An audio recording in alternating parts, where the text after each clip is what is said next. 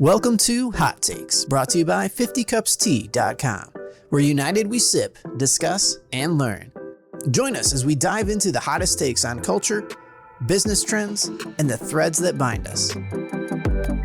Get ready for inspiring stories, candid conversations, and a fresh perspective on living a healthy, fulfilled life. Grab your cup and tune in. Let's get started. Hello, everybody. It is part 2 of a fantastic podcast. I mean, it really was riveting with this gentleman. I love it. Anybody who has age and wisdom to share, and we can learn a lot from this individual. Jim Stine, or Lou, I guess is what he's most referred to, and it's great to have you back. And of course, Hot Takes brought to you by the 50 Cup Tea Company, and it's wonderful stuff. Jim Baker is here, and I can't wait to get started, Jim. This was fascinating, the last podcast. I'm looking forward to see what happens today. Yeah, it's glad to have you back. And as you know, Lou had a phenomenal story. Yes. I am going to, as always, pour out our tea. Today we have a little sweet tea. Oh, I love sweet tea. Old-fashioned Southern sweet tea. It's 100 degrees outside. Oh, man. Thought it'd be perfect for today. Funny little story, though. Lou didn't like the tea last time. So I didn't want to offend him, but I just thought today, instead of forcing the tea on him, we'll just drink in his honor, but he will not partake in the tea today. The mint tea didn't go down too well, I guess, last time.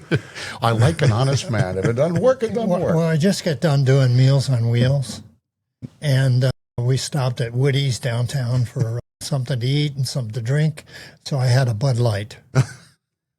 There you go. I'm okay now. All right, great. This is wonderful tea, Jim. Yeah, thank you. It really is. Yeah. So anyhow, 50cupstea.com whenever you get a chance.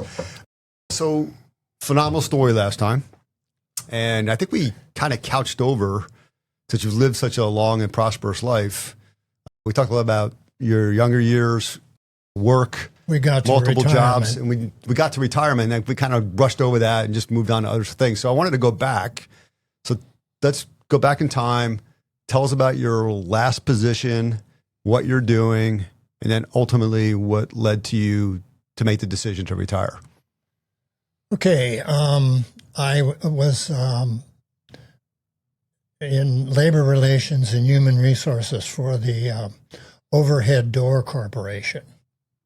They started they're one of the original door companies, and they started in 1921. So I worked for them until I was 65, and lo and behold, I didn't think that they even knew I was there, because I just did my job, and you know how companies can forget about you, and it seemed that way. But before I left, I had 3 retirement parties, and each party I got pretty nice gifts, so I was okay with that. Nice. Then it was okay, but. I retired at 65 in the year 2000, and I was happy to retire. I was glad to get out of there. I had a lot of years in human resources and labor relations, and you know how labor relations are. They're pretty tough sometimes to deal with the corporate union people. Mm-hmm. And I didn't have any problem with them, but they had problems with me. And so I retired. I was happy to retire. I was retired about 3 months, I think, when I said before in my other podcast that I came down here because Lori had adopted 2 girls. Like they were new babies, and she had adopted. And my 3 boys, one was in Dallas, one was in Baltimore, and one was in Atlanta. And Lori was here with the 2 girls, and my wife says, we said at the breakfast table one day in State College, "What are we doing here? Our kids are all gone. There's nobody here for us. Let's go to one of theirs." So she says, "Well, Lori's going to need help down there with the two babies." Sure. So we came down here just to see what it was like. I had never been down south that much, and we actually fell in love with everything that we saw here. And then we moved down here. So when you retired, though, before you moved, was it an adjustment? Because you had been working since you were 15, 16 years old, and suddenly you're not working anymore. How was that? Well, that was a little difficult.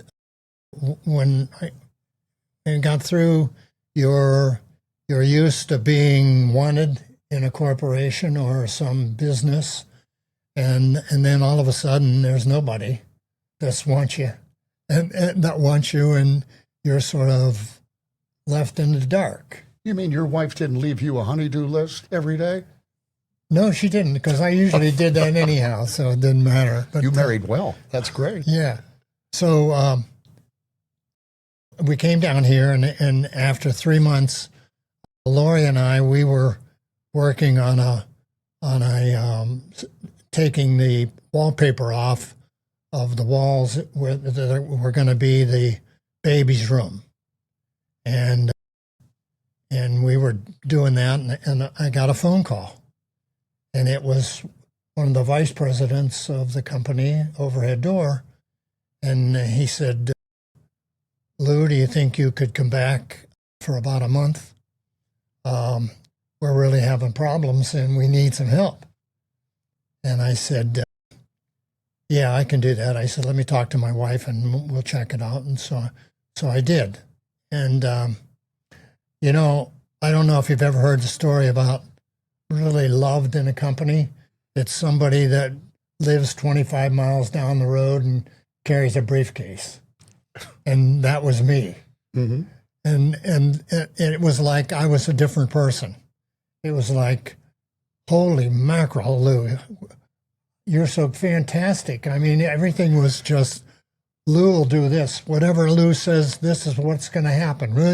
I'm shaking my head. I'm saying, who the hell are these people, And so what happened really was there was a girl that worked at one of the other plants, and they wanted to promote her into my position that I left.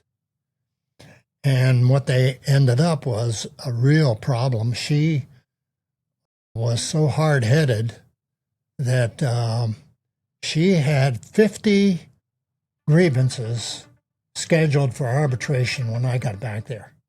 50. If I had one in 2 years, it was a lot. And she had 50. And when I got back there, I told the union, the from Pittsburgh, the big shots from union, or from Pittsburgh, I said, if you think for 1 second that we're going to arbitration 50 times, you're nuts. Because we aren't going at all. We're going to work here, and we're going to sit down, and we're going to work these problems out. Because the people that are here, they don't want us to go to arbitration. They want us to work the problems out. And so they let that girl go. And they kept me they said they only wanted a month. I was there 6 months. And finally then I said, okay, I think I'm ready. And they had a guy come in from corporate who had some experience in labor relations. And I thought he was going to be okay. And lo and behold, he didn't turn out to be all that great either. So they had problems with him. And so they asked me to come back again after the 6 months. It was about 2 or 3 months went by, and they said, Lou, could you come back again? And I said, okay. But you know what? When I went back, I said to Rob, my son-in-law, he's in business and he knows what's going on a lot. And I said, Rob, I'm not going back there for nothing. I said, they need me. I'm going to get some money. And so I did. I told them, this is what I want. Okay, we can do that. No matter what I said, we can do that. I want a car. Okay, we can do that. I want to fly every other weekend. I want to fly home and I want to fly back. Okay, we can do that. It didn't matter what I said. they were willing to do everything. Do you know how many times I've had a dream like that would happen to me? And you lived it. I lived it. And I couldn't believe I was living it either. Wow. And so lo and behold, I did that for about a year. And then we had a factory in Hudson, New York. Have you ever heard of Hudson, New York? I have. We had a factory up there that they made dock levelers. We were in the door business. Dock levelers were a part of the door business. And so they went into that business, but they didn't do very well. And they couldn't get anybody to run the plant. And so they asked me if I would go up there and for about a year, or maybe not that long, and run the plant for them. And I said, yeah, I can do that. So I talked to Ann, and she said, yeah, well, the money I was making, how could she say no, you know? And so I went back, and I went up there, and I met some really nice people in that plant. And we didn't have a lot of labor problems. We had some, but we didn't have very many. So I was able to sort of do that job plus manage the plant. And then after 3 years, I stayed there 3 years and did that. And after 3 years, they decided that they wanted to get out of the dock leveler business. They didn't want it any longer, and they wanted to get out. So that was very difficult I had, I don't know if you know much about human resources, but what you have to do is, when you're going to close your plant up, you have to tell everybody in the town what you're doing, and you have to give them an opportunity to talk to you about it. So I had to do that with everybody in the town, the Chamber of Commerce. I mean, you could name it. I had to talk to these people. And so I said, well, we're going to close the plant. And we had 250 people that we had to tell they had no jobs anymore. And that was terrible. That was terrible. So I had to tell all those 250 people, and so we gave them 6 months notice, and then we had a big party at the plant, and we tried to be as nice. We asked the people, their families, to come in, and we had to tell everybody that they no longer had a job. In Hudson, New York, there weren't that very many jobs. That was really a tough place to tell people that they didn't have a job anymore. And I don't know what happened to those people, but I'm sure it wasn't good. Yeah. And it was a tough thing. So I had stayed there 5 years. After they asked me to come back for a couple months, I was there 5 years. And the money was good, and the job was good, and the people were nice, and everything worked out, except I had to tell them they didn't have a job anymore. That whole 5 years, you're back and forth to Raleigh. Yeah. How was that? Was that hard? No, that wasn't too difficult at all. You moved down and take care of the twins, and you're not taking care of the twins. Well, yeah, right? Ann did that. Yeah, of course. And Lori, so that was okay.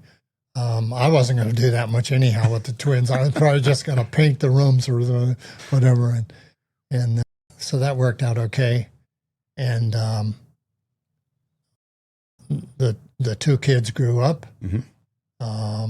I think they're 23 or 24 years old right now.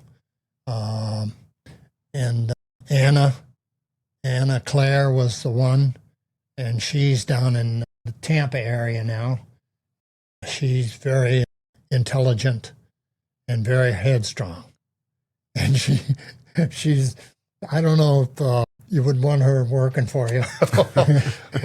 She'd be telling you how to run your business, And so I don't know where you would like. Yeah. So why don't we talk about that? So how many grandkids do you have? I have 9 grandchildren and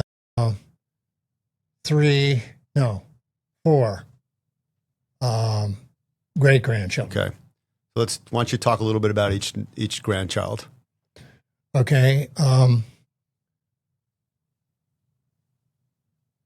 my grandchildren, for Michael, my son Michael, who lives in Nashville now, the boy, his name was Michael, and the girl's name was Stephanie.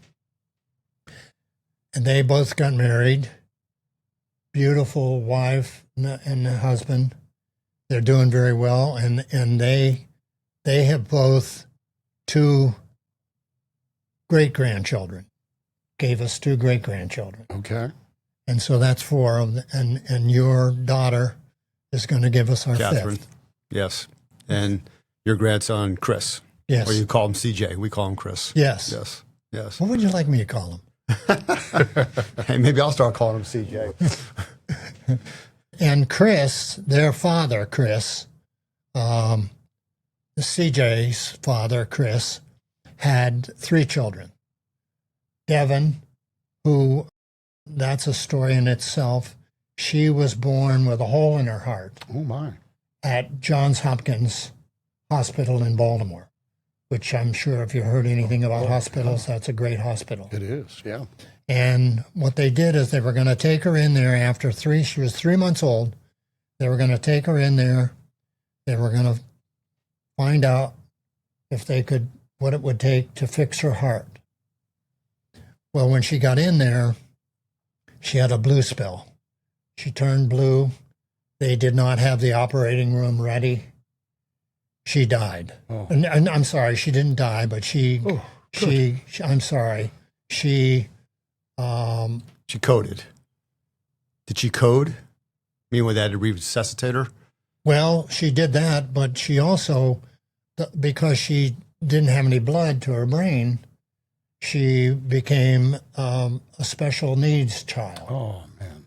And she cannot talk, she cannot hear. She can hear a little bit, but she can't hear too much. She cannot feed herself. She's totally dependent on her parents, and her parents are the greatest. I just admire them for what they've done with her, and she's 33 years old now. Wow. Yeah, so you can see what parents, how much love that they've given her, and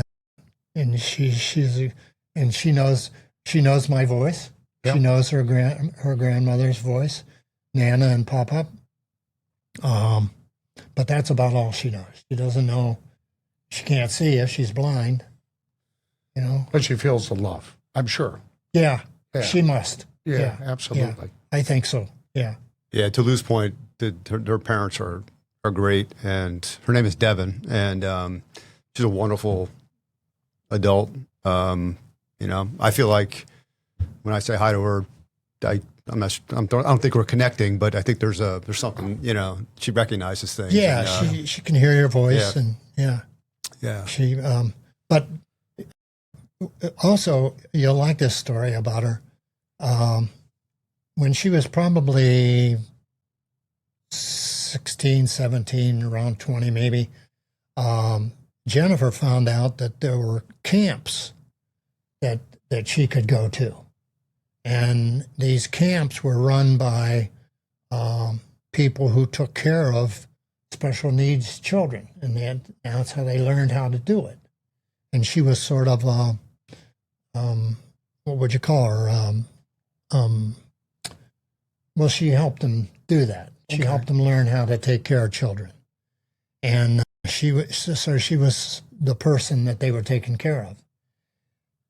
So she was to go to this camp up in the Catoctin Mountains in Maryland. And Chris, my son Chris, he didn't know what it was like up there, and he wanted to make sure that he found out that she was going into a good place. Oh, of course. So when he went up there and then he came back, he said to Jennifer, that's his wife, he said, Jennifer, Devin will be safer than anybody else in the world because it's right across the road from Camp David. Oh, my goodness, really? Yeah. And so up in the trees around Camp David, they had the Marines and they're taking care of whoever was coming up to Camp David. That was Sure. You know what Camp Oh, David I is. sure do. Sure, you've A heard lot of of that. presidents go there, I understand, to kick back. Yeah. Eisenhower started it. Yep. Camp David was his grandson. Yeah. And but Chris comes back and he says, she's savoring anybody because she's up there. So they get, every now and then, they get the opportunity to send her up there again. And that gives them a break. To recharge. Yeah. Absolutely. And she gets an opportunity to have other people work with her and help her and do things. So it's a give situation. Oh, that's a wonderful story. Yeah. Yeah. Now, Jenny and Chris have a third grandson. I mean, third son. You have the third grandson with them. Matthew. Right. Matthew was born on the day that they moved into their new house. And so he's now about, I think he's around 25, 26 years old. And he's a good fellow. He's still trying to find himself a little bit. I don't know how long you give somebody to find themselves, but they'll give him as long as he needs. Yeah. He's a great guy. He's a loving guy, but he just doesn't have a job. It happens. He'll find himself, I'm sure. Yeah, he Sometimes will. it takes a little longer to grow up. Yep. Yeah. Yep. Sounds like you have a really tight family, though. I mean, it sounds like... We're very lucky, Joe. Yeah. We're very lucky in that all of my children love each other. Yeah. And there's nobody that has an argument about somebody else. Nobody has anything nasty to say about the other ones. I love that about my family. And I'm bragging, but I love that. I love that about them. They're great people. And Bill, how many grandkids do you have? I have 1, 2, 3, 4. Okay. I have 4. They're great. They're great. Well, I got a couple that are... We adopted a baby who's now turning 10 next month. That's great. My daughter had a baby all at the same time, so she's 10. And then a 13-year-old, and then I have 2 older grandchild, and don't hold me down to the ages, but I think early 20s and late 20s. So, yeah, we got kind of one of those modern families. We're all over the spectrum, but all good folks. You can't help but be proud, right? Yeah, That's right. That's right. As long as everybody's talking to everybody. Absolutely. That's the great thing. Yeah, absolutely. You know, how many families do you know that Joe isn't talking to Dave? Or, you know, I do know that feeling, actually. That's terrible. Yeah, it is. It is. Well, we'll get into that a little bit later on. So let's talk about Jim's kids, your grandkids from Jim. My son Jim, who I told that story about last time, about his life, he had 2 children, he and Jane. One is Connor, and the other one is Kristen. Connor is the oldest. Connor is about 32 or 33. And Kristen is, she's around 30. And she's about to get married in September. Wow. That'll be a nice wedding. She's marrying a nice guy. And he comes from a pretty nice family. So that's another lucky thing. Yeah. Yeah. Sounds like you've been to a lot of weddings. Yeah, well, like everybody had to, like Mike and Yvette, they had 2 children. Right. Jim and Jane had 2 children. Chris and Jennifer had 3 children. Lori has 2 children. So there's not a lot of opportunities for weddings. Now, you mentioned Lori and Rob's oldest grandchild is down in Tampa. Oldest kid, rather, is down in Tampa. What about the younger one? Where is she? She's a teacher here, right? Yeah, she's a teacher in Holly Springs.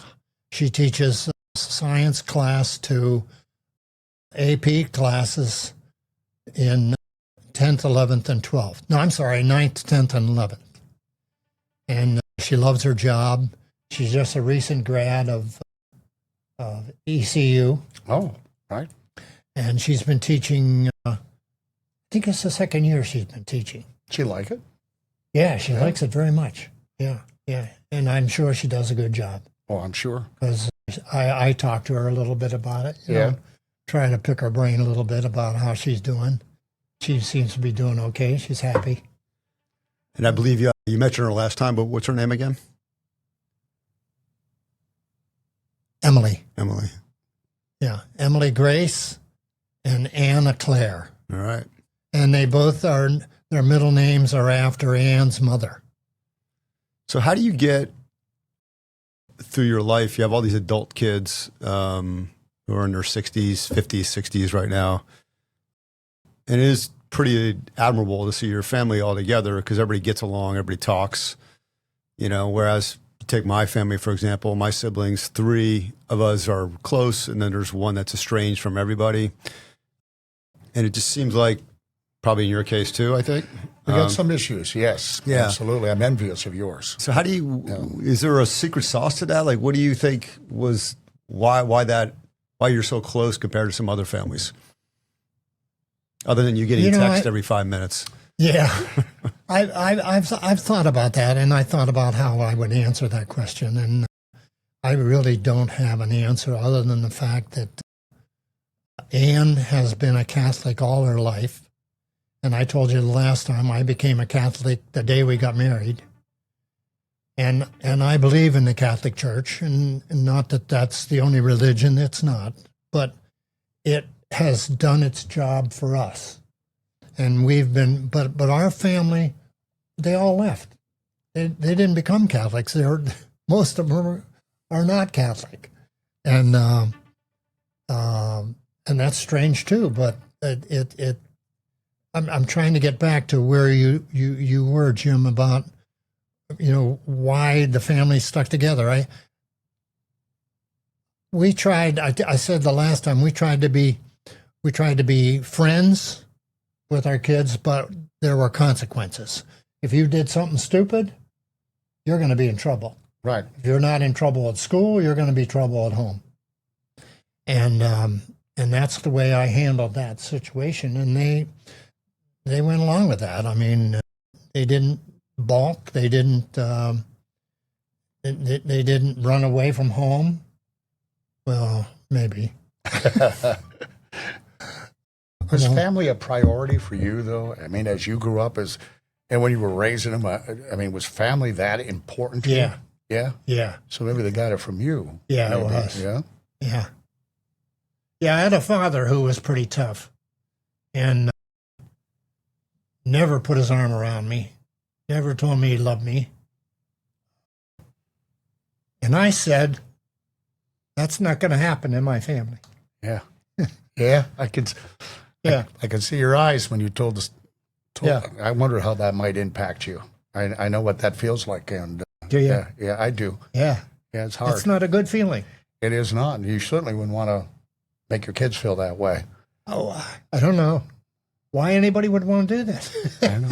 Sometimes people love, but just don't know how to express it, I think sometimes. Yeah. I'm sure your dad really loved you, but... Yeah, well, later, one time he did. He put his arm around me and said he loved me, but that was it. Only lasted for a short period of time. No? But it was there. It was there. I'm sure. It was there, yeah. Yeah. And so, but I think Anne's religion and the way she handled that and the way her and I dealt the way we lived our lives. We had a lot of friends. We had, but we had a lot of parties, and the kids would be a part of the parties. Sure. And no, I'm noticing that about you. You're constantly throwing parties or doing something.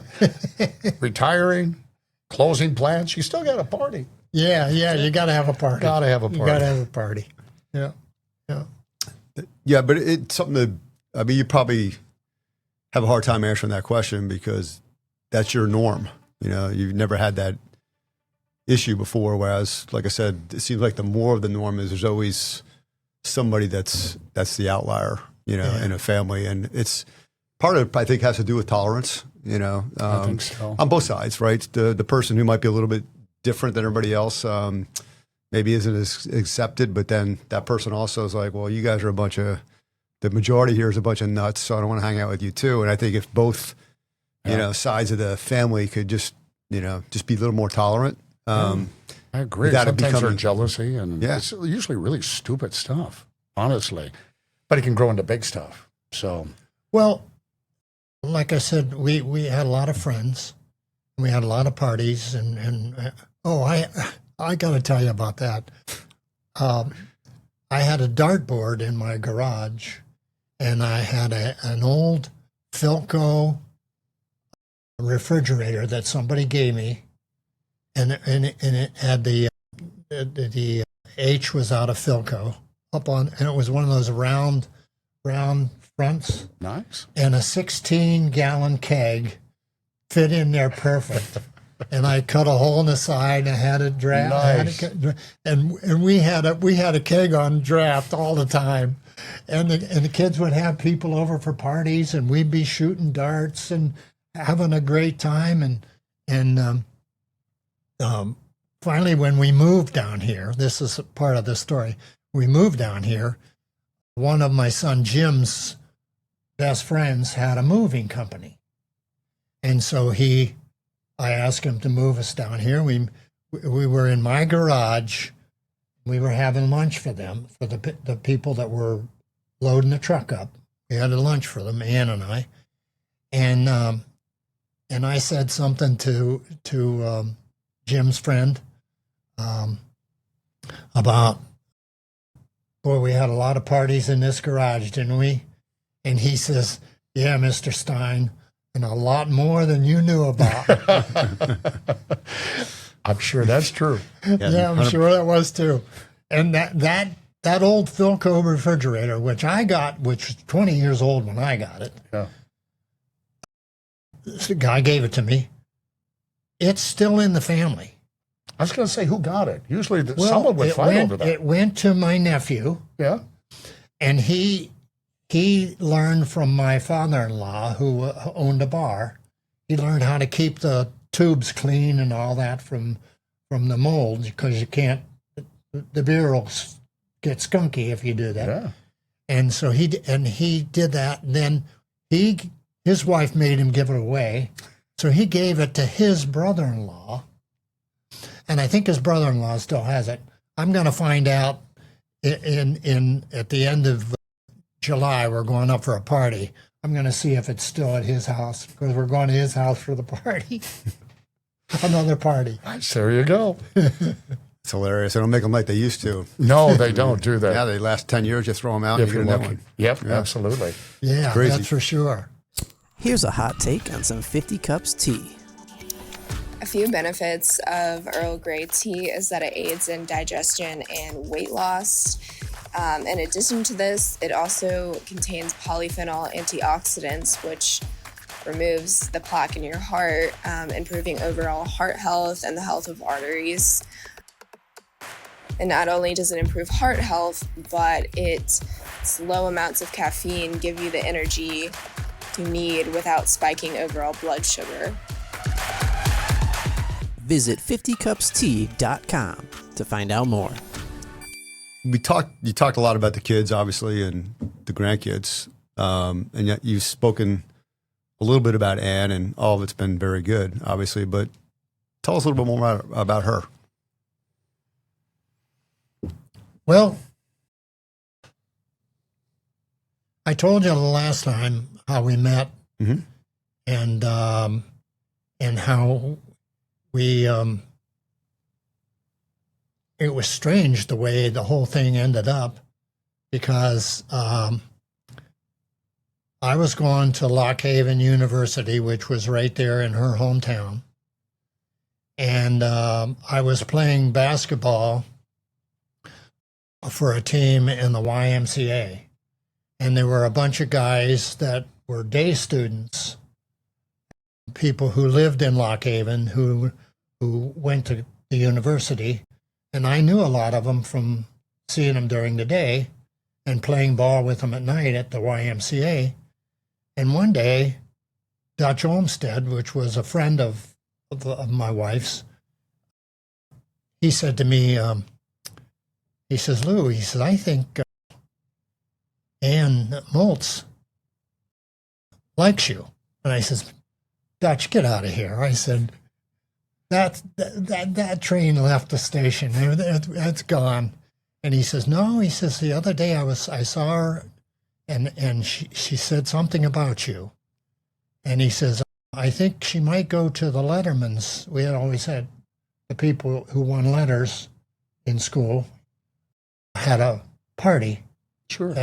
Another party. Yep. I've lost count now. Yeah, I'm sure. And he said, I think she would go with you. And I said, okay, I'll ask her. So I did, and she did, and that was the start of everything then. So she's a tough taskmaster. She was tough on the kids. She was a lot tougher than I was. And that's probably another thing that helped the family stay together. They didn't run away from her. You know what I mean? They listened to her, listened to me. It was a good situation. So it wasn't wait till your dad gets home. It's wait till your mom gets home in your house. Is that what you're saying? Maybe. You know, she would say, wait till your dad gets home. But then when I'd get home, she'd jump right in there. You got to be on the same page, right? Yeah, got to be on the same page. Yeah, that's good. And she also was, in your last recording, she took the job at Penn State to get the kids basically a discount or free tuition, right? Yeah. So, which is genius. I needed to tell you a story. The last time we talked, I told you about her losing all the calcium in her teeth. Yeah, in her teeth. We were in. I was in the Navy in Argentia, Newfoundland. I was up there for 2 years, and during that period of time, she got pregnant, and she lost all the calcium from her teeth. Oh man! So she had to come back to the States to get her teeth fixed up. And this is a story on that. I was only a first class, and I was a third class. I wasn't a first class. I was a third class radioman, and I didn't make enough money to have her on a ship to pay the way to get her back here. So you could, for $1 a day, you could get on the Coast Guard cutter, and they would bring her back to the States for $1 a day. Oh wow! And she lived in great quarters she had. So the day that she was going to leave Argentia, Newfoundland, to come back here to the States, the weather in the ocean was terrible. In the ocean, when you looked at the ocean, the bay, Argentia Bay was here. The base was on like a peninsula, and then the ocean was out this way. Well, when you left the base to go out to where we lived, in a little town called Freshwater, Newfoundland, when you left the base, you went up a big, steep hill. And as I'm going up that hill, I wanted to stop and watch her ship leave. And I stopped and I parked there, and I looked out and I saw her ship leaving the dock, and she's going out through the bay, and the bay is pretty level, pretty even. But I could see the ocean, and the ocean was a mess. It was waves. I don't know how high they were, but there was a lot of storm there that day. And when she went around the corner, left the bay and into the ocean, I thought she was in a submarine. My God, she was under the water more than she was on top. And I thought, oh, is she going to make it? I mean, that was really tough. Oh, wow. But she did. She got sick. She got seasick. And They kept going. They didn't turn around. No, they kept going. Wow. Yeah. Well, they're the Coast Guard. Yeah, that's true. Yeah. Yeah. They You got to keep that $1 too. So I was going to say $1 a day would maybe not such a great deal right now. But you thought you were going to lose her. I did. Wow. I did. Well, it was really bad, and did a lot of praying that day, and it worked. Yeah. And God Oftentimes listens. it does. Yeah. Yeah. Yeah. It listens a lot. Yeah. He listens a lot. Yeah. Yeah. And her teeth obviously ended up getting fixed. Yeah. And, Yeah. Did she have that problem again with the other pregnancies, or was it just that one time? No, just that one time. Wow. Yeah. Everything else was perfect. Huh. Yeah. Yeah. Yeah. So, anything else you want to talk about? Stephanie, Mike's daughter, she had 2 children. Zay, who is a super intelligent kid. They have a little bit of concern for him over, I guess, people can be too smart, and they have problems in school, but he's doing okay. Good. He's 8 years old. His father's a musician in Nashville, and he's taught Zay wanted to learn how to play the drums. So Josiah, his father, has taught him how to play the drums, and I've watched him on the phone play the drums. He does a great job. He knows what the heck he's doing. Wow. And he knows when to hit the cymbals and all that stuff. He's good. And then they had a little daughter about 4 years later. Her name is Zoe. So his name is Zay. Her name is Zoe. And she is a rip. Oh, my God. She is just a great little girl. Have so much fun with her. She's a laugh a minute, I mean, and she knows it. But she's not a bore with it. You like it. You enjoy it. Right. Yeah. She knows how to play grandpa. Yeah, she does. Yeah, she does. And then Mike's son, Michael, he had 2 boys.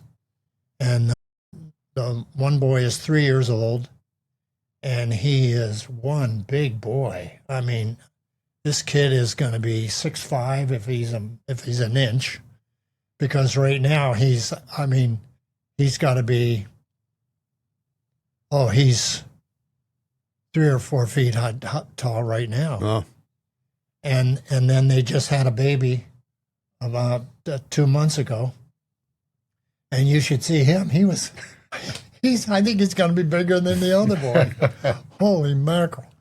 And of course, the mother is pretty good size, not heavy, but just tall. Right. And Michael Jr., he's 6'5", and so they're a big family. Yeah, I guess. Yeah, yeah. Yeah. So when my daughter, Kat, married CJ, Okay.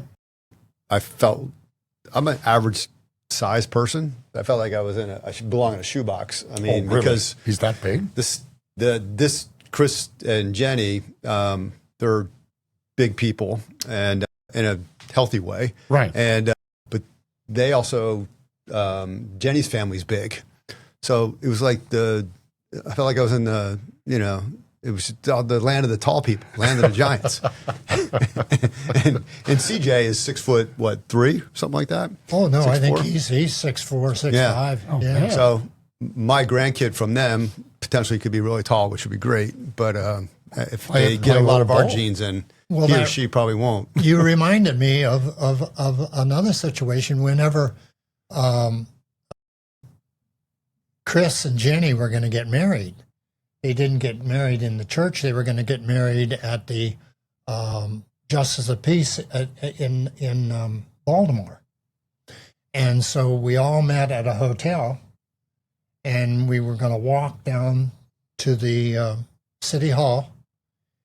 And I'm in the back with my family, and Jenny and her family are up front, and they're all big people. Yeah. And her father was a pretty tall but guy. And I look up and I think, oh my God, we're going to have some big people here in this family. And that's what happened. I'll be darned. Yeah. It's amazing. So spirituality, you talk about being Catholic and everything else. And Bill, I think he's highly faithful and a Christian, but you're not a Catholic. And we tend to be like the McDonald's of the religion, where every mass is the same, and you go every Sunday, and then you're supposed to go for the holy days, et cetera, et cetera. Yeah. And I will give the Catholic religion credit because they were the first, and from a Christianity standpoint. But how do you? I find that some of the Baptists and other Christians are more knowledgeable in the Bible and what have you. They seem to be, pushy.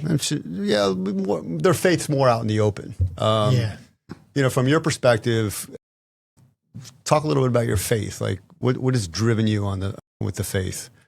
Well, I found the Catholic Church and the religion that was involved in that to be something that I could get a hold of and do faithfully.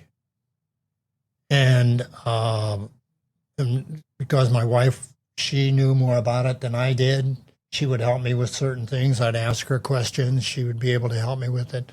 She went to Catholic school and grade school. She went to Catholic. She didn't go to, no, she went to Catholic high school. I'm sorry, she did.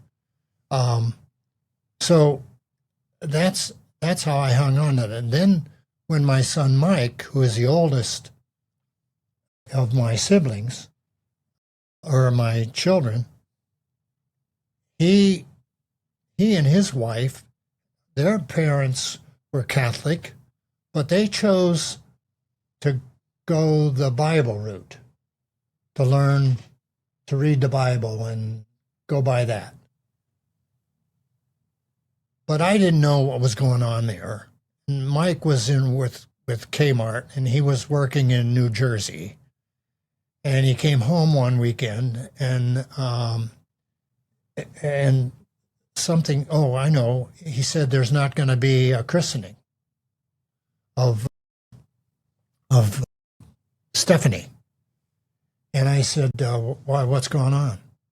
And I didn't know he had really left the church. And because he didn't talk about it, and I didn't talk about it. And that's when he told me.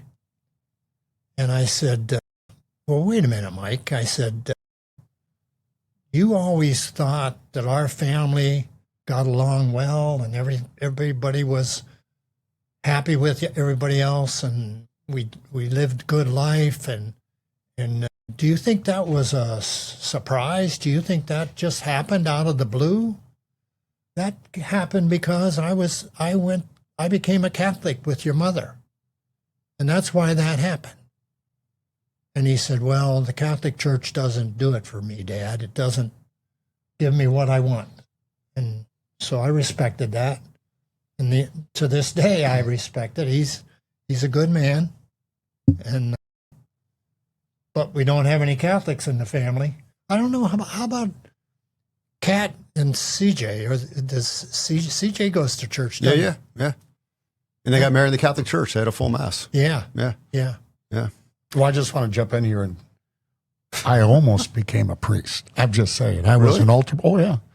So you were raised Catholic? Oh, absolutely. Went to Catholic school and church, every day before you started classes. Yeah. I was an altar boy. Yeah. And learned the Latin. Then they went to folk mass, and that was kind of frustrating. So I have a long history. I didn't like that either. No, I didn't either. It was like I didn't like that. It lost something for me Sure when they did that. Yeah. So I know very well what the Catholic religion is, and I'm kind of getting back into that and as well. I think it's important. I think your answer to your son was really quite profound, that, having that faith does an awful lot for the family, especially from the father.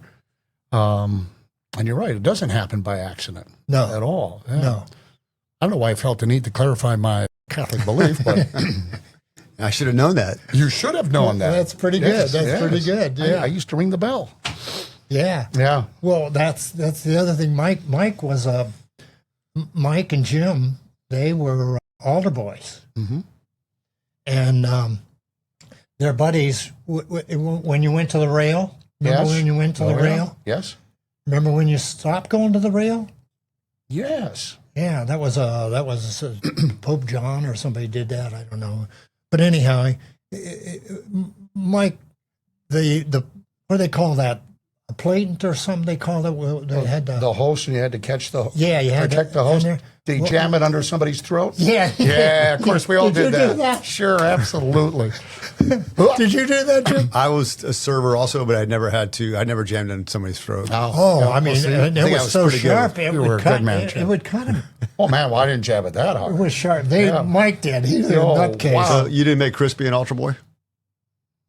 It was gone by that time. He didn't want to be. No, so you were a little easier on him than the other two? I hope I'm not telling lies. He might have been just starting and then stopped. I don't know. I lost track. Makes sense. Yeah, Makes I sense. lost track. So we always end with the takeaways, right? So Bill, I'm going to let you handle the takeaways today with Lou. Well, as I sit here and I hear this family and your story, you have all this wisdom for people who are listening, and maybe they're starting off as a parent, or maybe they're struggling with an adult child. I mean, what do you think was the most important thing as you were raising? I mean, what virtues did you want to instill? What was the most meaningful thing to you as a parent? Love. Yeah. Love was. I could almost have answered that for you. That's what I saw too, yeah. Yeah, that's what it was. Yeah. I didn't want them to go through life not having a hug. Well, it paid off. They could always depend on you. I have a very important question, though. Who writes the birthday cards out every year? Because it sounds like it's a lot of work. Birthday cards? Birthday cards. It's kind of a joke. I was just curious. My wife. Of course she does. Yeah, she does. She has everybody's birthday down on the calendar. Never forget them, do you? No, No. you don't. And if she didn't do that, you'd forget. I would forget. Oh, yeah. If she didn't do it, I go to the calendar and I say, okay, we got this going, Yeah. So I could tell Are you you going how someplace with that? No, I was just having fun with that, actually. I was, because, that is a lot of work. I mean, you got a big, huge family, and oftentimes you begin to forget to write the card, or it becomes so big, and maybe the great-great-grandchild isn't remembered, but I should have known better. You can see, and through your words, how much you love your family and how proud you are of them. You're at a point in your life now, you can look over your shoulder, how you grew up with your dad and the dangers that you had as a kid growing up. You see what's happening now. What are your thoughts about that? Any advice? Well, I don't want to make this political because I think it needs to be said. All of my children are conservative, and I didn't make them that way. They grew up that way. They learned business. They knew you had to work hard to get ahead. Nothing's given to you. And they learned it. And I remember, Jim, I told you that about the boys, how they went out. They knew if they needed money, they went out, they got a job. Mm-hmm. And they had jobs all through college, and good jobs. In fact, they even got jobs. I was telling Jim, they even got jobs, really good jobs, before they left college. Yeah. So, and then they just carried those on and became vice presidents of companies. And my son Mike was the head of human resources for Kmart, Sears, because Kmart bought Sears. He became that. Then he went to work for Michaels Corporation, and he became the head of human resources for Michaels Corporation. My son Jim, he worked for a company called SMS out of, I know you went to Villanova. Yeah. So that's where SMS was out of. Shared Medical Systems was out of whatever that town is, Villanova. Yeah, well, Villanova is a town. Oh, okay, Yeah. okay. And he parlayed that into going to the Germans bought the company. They sent him to school. He got a good education. He didn't get his degree, but he became a big, almost the head of sales for the whole company. My son Chris. Want to hear that story? Sure. I worked for the Overhead Door Corporation, and I was part of my job when I went there to help this guy that had given me a job in HR for another company. He asked me to come with his company, and he needed somebody in sales in the district manager area because we had a lot of franchises. Okay. Overhead Door had a lot of franchises, and so somebody had to push them. They didn't want to do that. They just wanted to make money. They didn't want to do the dirty work for the company, and so I had to push them to do it. And so Chris went down to Baltimore, followed a girl down there, had a bad job down there, wanted to get out of it, asked me if I would get him a job with the Overhead Door Company of Baltimore. I said, no, Chris, I will not. I will get you an interview with them, and then they can do with you what they want. But I'm not going to go to bat for you. That's the best I'm going to do for you. Wow. I mean, that's awesome. That's the best thing you could have done for your son. So here's what I know. Yeah. Because here's where I went. Yeah. So one day, two people owned that company, Joe and Paul.